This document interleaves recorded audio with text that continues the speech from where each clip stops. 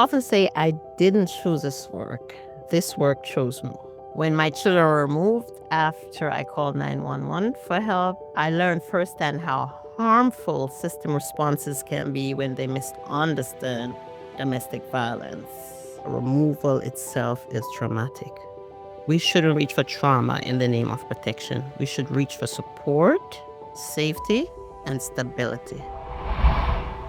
Welcome to this season of the Institute's Child Welfare Podcast. This season, we're exploring the complex and deeply human work that happens at the intersection of child welfare and domestic violence serving systems. In cases involving intimate partner violence, professionals across these systems each bring unique roles, responsibilities, and lived experiences to the table.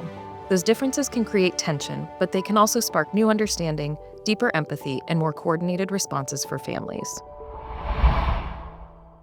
Today, we're joined by Sharwline Nicholson, a survivor and parent advocate who works to ensure families have a voice in shaping the systems that serve them.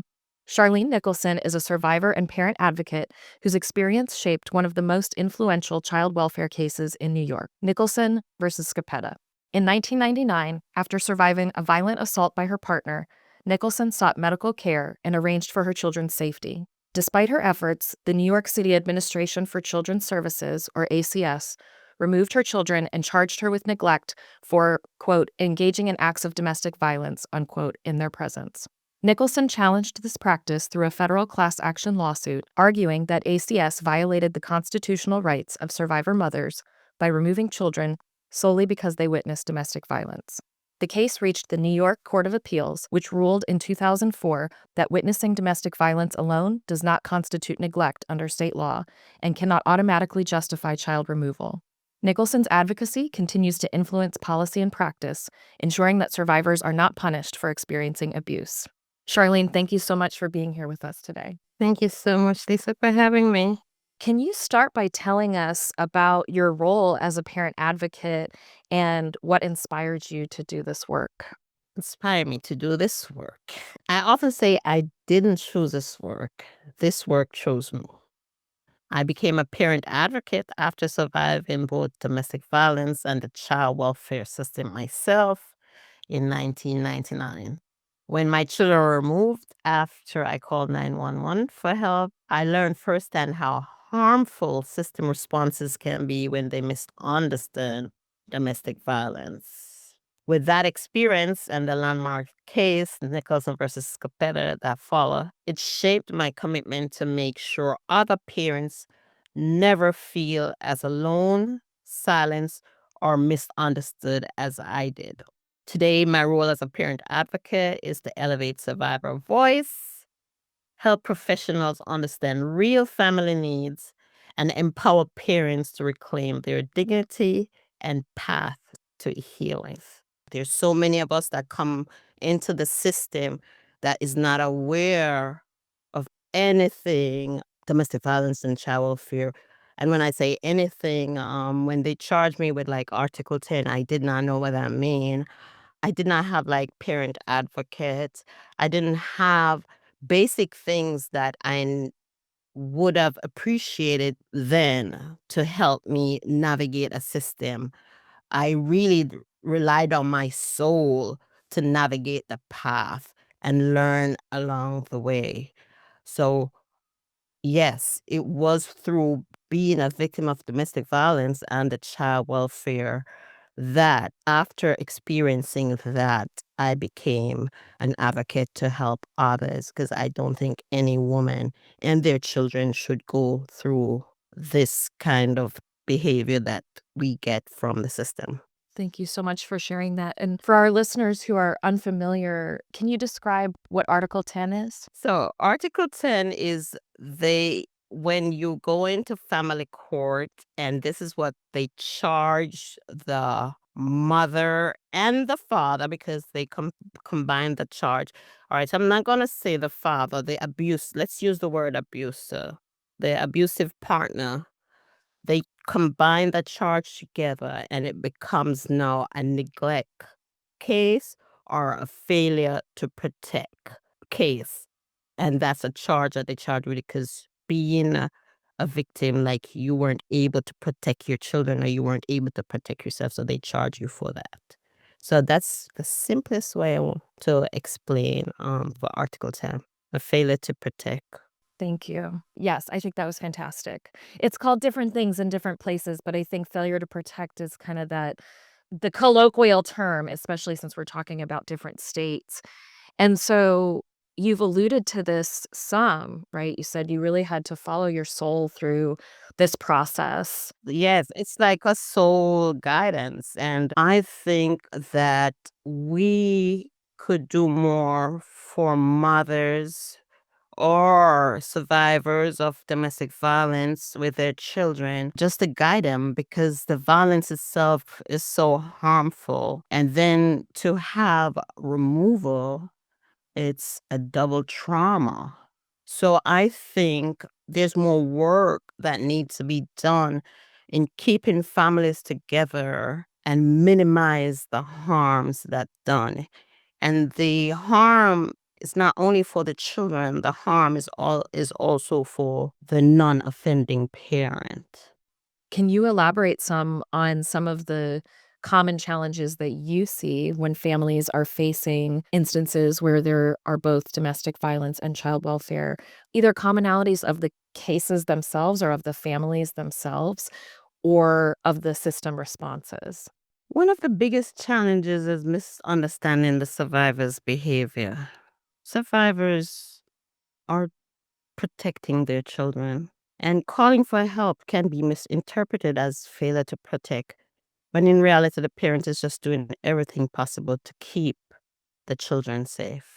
Another challenge I find is that the services may exist, but families often can't access them, whether because of long wait lists or eligibility, could be language barriers, immigration status, or a fear of child protective service involvement, which we call CPS. And survivors are often blamed for not using services that were never truly available or even introduced to them. We also have to name the race and socioeconomic status that often shape how families are treated.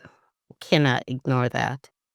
Consciously or unconsciously, social workers may see family circumstances before they see humanity. And that bias affects decisions and outcomes for family. What I would like to bring across it really as a challenge is that removal is trauma, not a treatment. It doesn't address the root causes families are struggling with. It often compounds harm instead of healing, especially for survivors who reach out for help in the first place. So these are just some of the challenges that I could speak of that I know that most families go through. You've shared a lot about the challenges in terms of the service array, biases in the system, removal as a trauma and not a treatment. And I wanna get back to this idea that you said it's not really addressing the root issues. So, conversely, when you've seen families, survivors and their children, families more generally, have successful outcomes, and knowing that that could look like a lot of different things, what does a success look like compared to a re-traumatization? The biggest win would be keeping a family together, safely together. That would be a successful outcome. What I mean by that is keeping the children with a non-offending parent. Another successful outcome is let's hold the abuser accountable, not the survivor. The energy that we spend on the survivor, why like not go after the person who's creating the harm for the family? Successful outcome looks like parents receiving real support, not punishment. The way we treat survivors should make them feel empowered, believe and respect them, and work with them instead of against them. Successful outcome centers the understanding that removal itself is traumatic. We shouldn't reach for trauma in the name of protection. We should reach for support, safety, and stability. The things that actually heal the family and keep them together. And another successful outcome, and I may repeat sometimes because it's really impactful in cases like these, is to have domestic violence group and child welfare groups working together for the family for better outcome. I hear you talking too about, I mean, certainly empowerment, but this idea of bringing survivors to the table, showing them their support through, like you said, empowering them, believing them, not just having services, but making sure that they're known, accessible, eligible, right? So lots of different things that we can help lead to some of these more successful outcomes. And I want to circle back to what this looks like from the professional perspective. So, talking about bringing child welfare, we'll say systems broadly, right? Child welfare systems and domestic violence serving systems, bringing them together for collaboration. What does that support look like? What does that collaboration look like to start supporting survivors and their children in these families in their healing? It is a work in progress across the board. Let's move from the word like survivor to live expert. Live experts or survivors have the wound that they carry from the violence.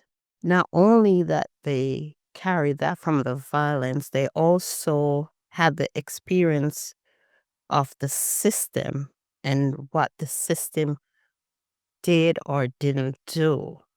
So for me, I consider that's a roadmap. And having the wound, which reminds us the pain, and also learning to navigate it. I think if when we become partners and we listen respectfully without bias and see, share, join, as partners to see what is working, what is not working, and how we could have better outcome from working together. What we could bring to survivors or lived expert is like datas and see how research and the information that they're giving, how we could put them together to get better responses. So I think we do, as lived expert, carry the wound and the roadmap. I think that's a framework. And then having a partnership with the ones who are going to help make decisions. If they can just listen, work with lived expert, include the framework, believe, put our biases aside, I think we could really strengthen families and have better outcomes. Yeah, what you're talking about really reminds me a lot of what we talk a lot about in child welfare workforce issues around parallel processes.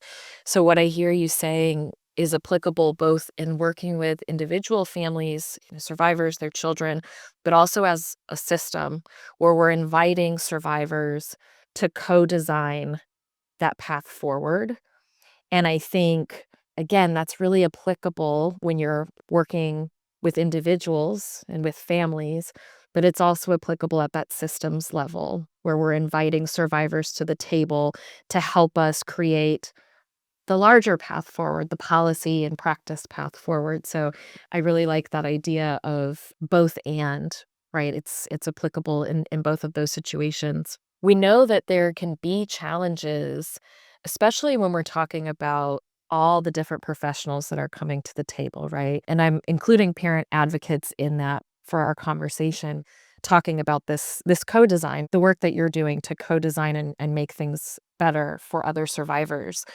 And there can be challenges and different viewpoints, different philosophies, different policies when we're talking to a parent advocate versus a victim survivor advocate versus a child welfare professional versus a law enforcement professional, right? All these, and that's certainly not an exhaustive list of the different folks that are contributing. But from your perspective, since you're really speaking from this parent advocate standpoint, What is the one thing that you wish other professionals understood about working with parents and survivors? We're human. You're speaking to a human. Survivors are not broken. They're experts in surviving. Every decision a survivor makes is rooted in strategy, protection, and love for their children. I also wish that professional understood what lived expertise is not an anecdote, it's a tragedy, right? So people who have lived these systems, as I said before, carry the wound and the roadmap. They know where the system fails and what real solutions look like when you center dignity and healing instead of punishment. Collaboration is needed to guide this work.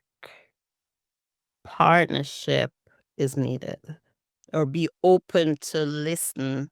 Like we have to be open to collaborate and also lead and guide. Like your ego's out the door if you're thinking about better outcome. Because we've been doing this for a while. As you know, my case has been around for a long time now. My incident happened in 1999. I mean, we're having this conversation now. It's still very present. So, can we have partnership? Can we listen? Listen to the survivors. Survivors listen to you. We come together collectively. We learn, we become more strategic, and we have better outcome. And we're sitting down together doing this together. I like that word co-design. We're co-designing. And that's what really is going to really make a difference. In addition to better partnership and more collaboration, are there particular changes that you'd like to see? So one of the biggest thing is child welfare and domestic violence group working together, not separately, working together for better outcome for family. I would also like to see the elevating of lived expertise as a core strategy. Lived experts are system thinkers who can reimagine pathways that actually work because they have survived what the system creates. Our insight is rooted in reality, not just theory. We also need to think about how we reinvest in families. Right now, we fund foster care to meet children's basic needs while leaving families to collapse under the same unmet needs. If even a fraction of that support were directed upstream, more families would stay safely together. So ultimately, we need to shift from monitoring families to strengthening families and ensure survivors have a permanent seat at the tables as the system evolves. Take foster care for an example. There's so much funding that goes toward foster care when some of that very funding is what, if you had given it to these families, that would put them on a pathway for better outcome of what they're going through. So if we just rethink how we approach families and what we really want to do to help families who have been impacted by domestic violence and the child welfare.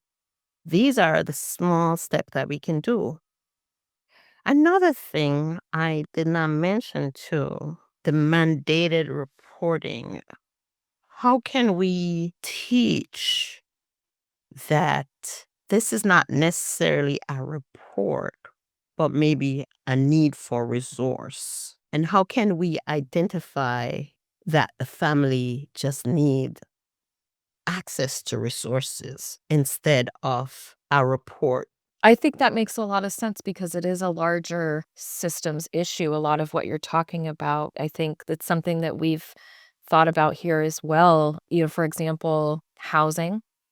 Housing is an incredibly precious resource, and it is a known challenge for both child welfare involved families and survivors. To your point, some of the economic impacts of leaving an abusive partner make it not a viable solution. And to your point, you have a lot of, I'm saying mothers, but parents, survivor parents, right, who are making those really difficult choices of, do I stay housed, or do I potentially become unhoused and then open myself up to another avenue that might invite scrutiny of my parenting, of my life, of my choices? And so I think this idea of resources generally speaking, but to your point, concrete resources for supporting survivors in taking actions where they don't have to make those difficult choices. Yes, and usually survivors have to make these difficult choices.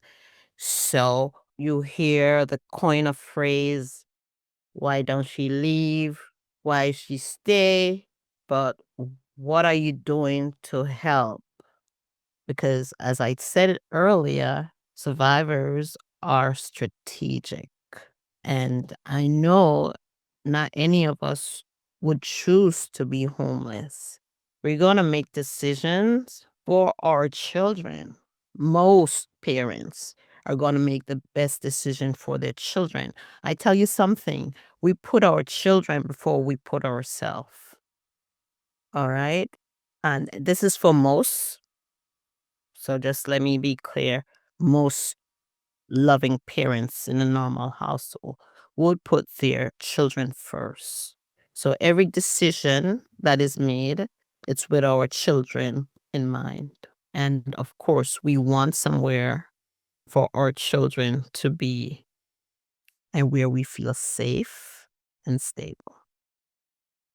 So until you speak to a survivor to know exactly what is going on with them, then we can make alternate plans. And another thing I need to really say too is that we cannot make decisions for families. We cannot make decisions for survivors. Your first thing is that you gotta listen to the survivor. Really listen. Try to make plans with the survivor. Give them access to resources. Don't stigmatize. It's not a one cap fit all. They will feel much more respected and they will open up and you will build trust. Once you build trust, there are so many successful outcomes just from building the relationship and having trust.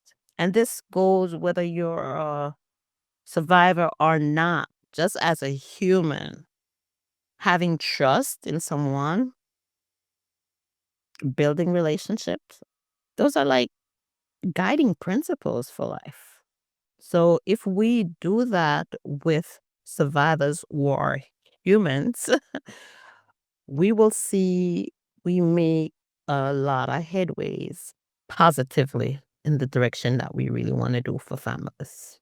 I love that, and I think you really highlighted it beautifully saying that that goes for any collaboration. And as a parent advocate, again, kind of shifting to the professional collaboration side of things, I know you've been successful. How have you been successful in building those relationships with some of those other people at the tables, not just with other survivor advocates or parent advocates, but with some of those other professional roles? How have you been successful at building that trust? I am who I am. I speak authentically, and this is my experience, and I'll share my experience.